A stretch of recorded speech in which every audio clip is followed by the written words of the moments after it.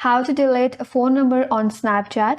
Hi everyone, this is Kate from Create, Login and Delete, and I'm back with new tutorial. And in this video we will see if we can delete phone number on Snapchat or not.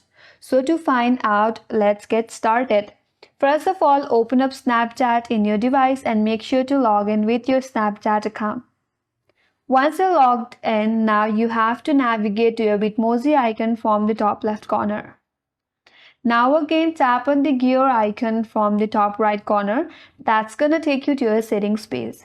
Now under my account you can see your phone number. If you tap on it, your phone number will be displayed in your interface. So here in Snapchat you won't be able to delete your phone number. Instead you can change your phone number with a new contact. Here, if you clear this phone number in your interface and if you go back, you will be able to view your number again. So it's gonna reappear there. If you tap on it now to change your contact number, you have to simply clear this all and provide your new mobile number or phone number that you would like to add to Snapchat. Once it's on, tap on verify. After that, you will receive a verification code in your mobile number. Check out the verification code, type in the verification code, and once you're verified, your phone number will be changed with your new phone number.